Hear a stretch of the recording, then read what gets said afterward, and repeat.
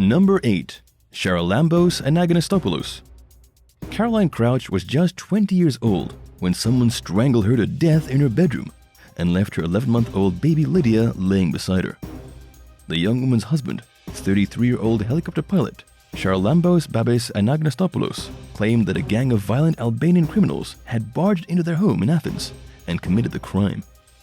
He said that they tied him up and held a gun to Lydia's head while trying to force Caroline to reveal where the couple had $54,000 worth of cash and jewelry hidden. When she refused to tell them, they killed her. The supposed burglars also drowned the family's puppy and suspended the dog's body from a railing. There are conflicting versions of the story, probably because it isn't true. The investigation continuously hit dead ends for the first month or so following Caroline's murder. The police finally got a break when they analyzed the data from her smartwatch and realized that her heart stopped beating at a different time than her husband had specified in his harrowing account of the ordeal. The data showed that Caroline fought for her life for a good 10 minutes before she took her last breath. Detectives also found that Babis had been using his phone at a time when he claimed to have been tied up. Anagnostopoulos admitted that he had killed Caroline in a fit of rage. He left Lydia beside his dead wife to make the scene look more believable. In other words, like something a loving husband and father would never do. Babis killed a puppy simply to make it look as if a group of truly hardened, heartless gangsters had been inside the home. It later came to light that the couple had a long history of problems and had been going to counseling for their issues. Babis claimed that Caroline was mentally ill to the point of being dangerous, implying that he killed her for the sake of protecting Lydia from her. Activists claim that this is a good example of how domestic violence victims are often overlooked or even vilified, even when it's crystal clear that they were truly the victim. Babis apologized for killing Caroline and is currently awaiting sentencing. Number 7. Frank Ripoli Jr. Frank Ripoli Jr. was already married when he met his future wife, Brenda, during the 80s. He failed to mention this to Brenda, but she found out and made him promise to get a divorce. Frank kept his word, and the two were married in 1986. The couple owned a nice home in New Jersey, where they occasionally entertained guests. Brenda's friends noticed that Frank had a bit of a controlling side. He never helped out around the house and expected to be waited on. At first, Brenda chalked her husband's behavior up to old-fashioned values, but she soon confided in her friends that Frank bossed her around to extremes. He was on her case constantly about doing housework properly. Frank also struggled with insomnia and made Brenda read to him late into the night and then drive him to work in the morning. The routine was exhausting, but she stayed with him, and in 1992, they had a daughter named Sarah. Frank became increasingly violent, to the point where he openly brought his mistress around Brenda, and she accepted the affair because she felt she had no other choice. She finally left her husband in 1999. Brenda filed for divorce and won full custody of Sarah, despite Frank's repeated threats to ruin her reputation and life. One day, she went to retrieve some of her things from the couple's home. While she was there, Frank shot her to death. He pled guilty to manslaughter and was sentenced to 18 years in prison. Sarah was raised by her grandparents. She didn't know much about what happened between her mom and dad until she got old enough to start digging for answers. While going through her mom's belongings, she found a chilling letter that Brenda wrote a year before she died, predicting that Frank would murder her. When Sarah was 15 years old, Frank told her that Brenda deserved to die. She never spoke to him again, even after he was released from prison in 2016. Sarah recently told her shocking story for the first time on the ID channel series Love, Honor, and Betray. Number 6. Tiger Woods. Right as his career peaked in 2009, pro golfer Tiger Woods found himself at the center of a historic scandal that's still frequently talked about today. News broke of his extramarital affair with New York nightclub hostess Rachel Uchitel. Within days, another woman revealed that she was also sleeping with Woods behind his wife, Ellen Nordegren's back. But this was just the beginning. More women came forward in the following weeks, and it eventually became apparent that Woods had as many as 120 mistresses throughout his 5-year marriage. Ellen divorced the disgraced athlete, whose career took a hard hit as he lost lucrative partnerships with major brands and found himself in the spotlight more for his dirty deeds than his talent. Woods admitted that he had a problem and went to rehab for sex addiction. Things got better, but his recklessness once again made headlines in 2017 when he was arrested for driving under the influence. He returned to rehab, this time for his addiction to prescription painkillers. Woods made an impressive comeback, and until relatively recently, it even seemed like he was doing better than ever. Last year, the press reported that he and his ex-wife were getting along and co-parenting their children peacefully, and that Woods had even started dating again, without cheating, supposedly. Not long after that, however, he crashed his car while going 86 miles per hour in a 45 mile per hour zone. The circumstances surrounding the accident are largely shrouded in mystery. Woods was severely injured and is still healing, and it's unknown whether he will return to professional golf. Either way, at the end of the day, he'll inevitably go down in history as one of the greatest golfers of all time, but also for his infidelity and the trail of self-destruction that ensued. Do you think Tiger Woods really cleaned up his act? Let us know what you think in the comments down below, and if you're liking this video, be sure to hit the thumbs up and subscribe buttons if you haven't already. Number 5. Michael Mastromarino. From the outside looking in, Michael and Barbara Mastromarino had the picture-perfect marriage. As a highly successful New York City-based maxillofacial surgeon, Michael could afford to provide his wife and kids with a privileged lifestyle, including vacations and a lavish home. But he became heavily addicted to painkillers, and it became impossible for his colleagues to ignore.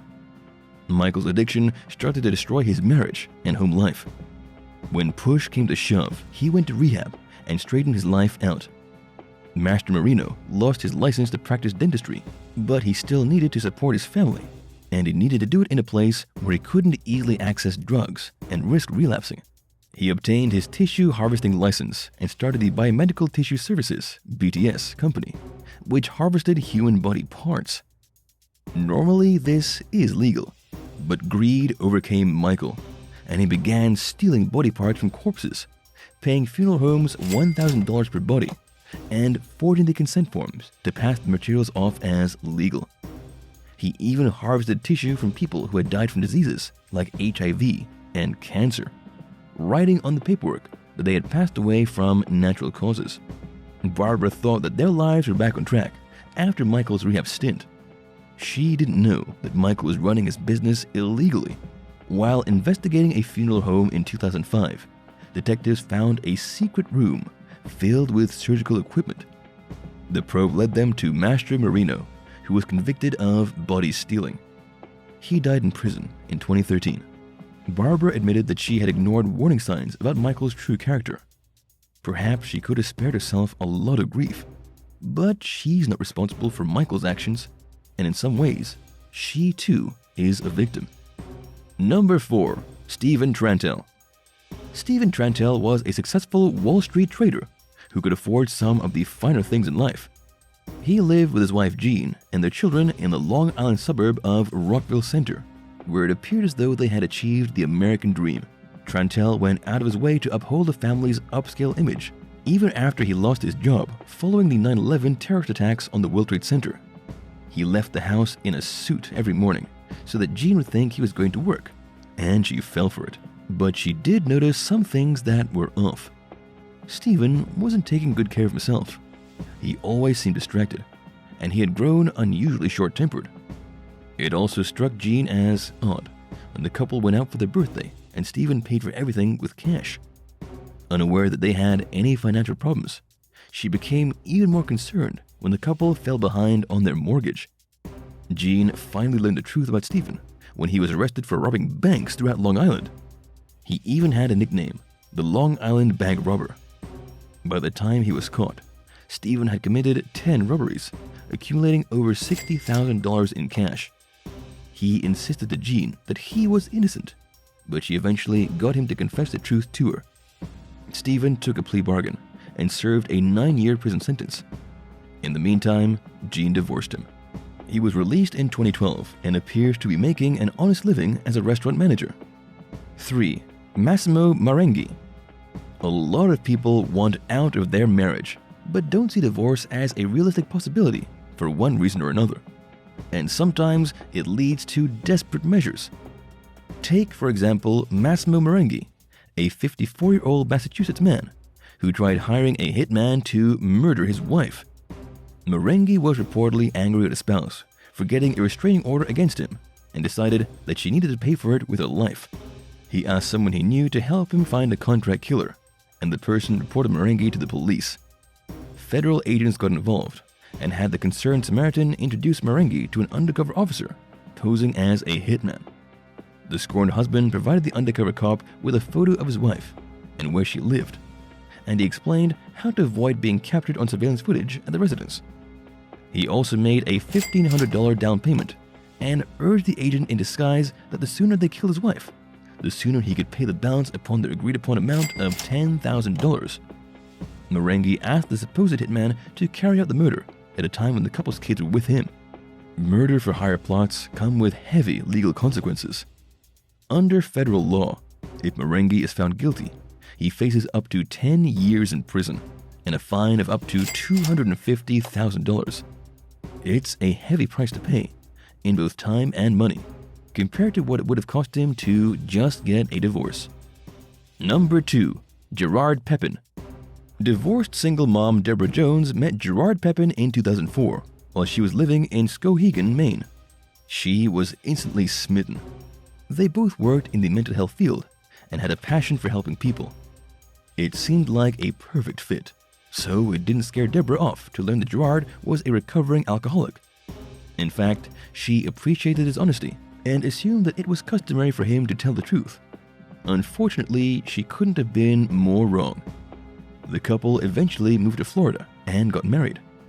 Deborah loved living in Florida and was thrilled about the marriage, so she overlooked it when GERARD broke his 16-year sobriety and ordered a beer on their honeymoon. It would soon be the least of her worries anyway. GERARD got a job with the Salvation Army's drug treatment program. One day he came home from work, claiming that he was being accused of having sexual encounters with a client.